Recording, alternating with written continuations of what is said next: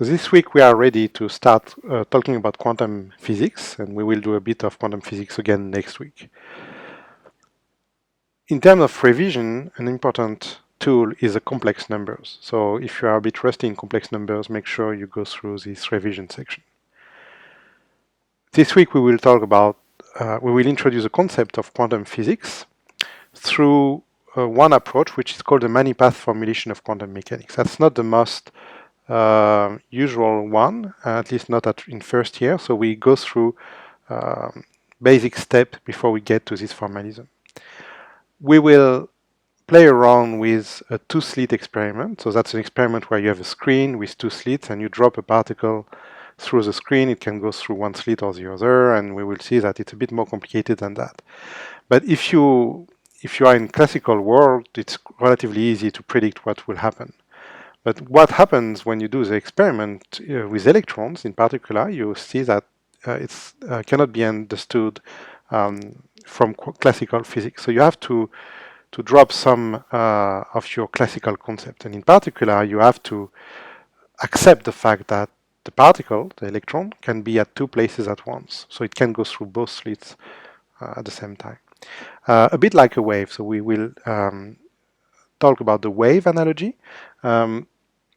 And that's where we will start introducing our complex numbers, because waves are better described with complex numbers, where we have an amplitude and a phase, a complex phase. But that's only a tool at this stage. But we will use this tool to try to explain what we observe in the two-slit experiment. So we will describe the complex amplitude of probability associated to the particles, and we will describe how we get the probability from that, which is a real number, but the amplitude itself is a complex number with a phase in particular. And because of the phase, we can have a phenomenon which is called interferences, which is what we observe experimentally. And then we will explain how we calculate this phase, and that's where you will see the link with the action as an integral of the Lagrangian. And now we will have all the tools, all the concepts and tools to build the formalism for many-path formulation of quantum mechanics. Now we could have stopped here, but then there is no applications really. So the first application which makes this formalism appealing is the fact that you get classical physics in a straightforward way. And in particular, what you get is a stationary action principle for classical systems. So that's a very elegant way to get to classical limits.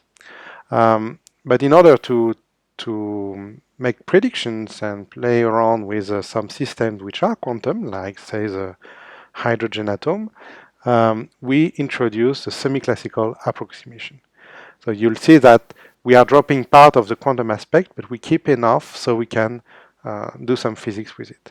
And that will give us enough tools so we can, in the workshop, we can revisit the two-slit experiment and all the mathematical framework for this, to interpret this experiment.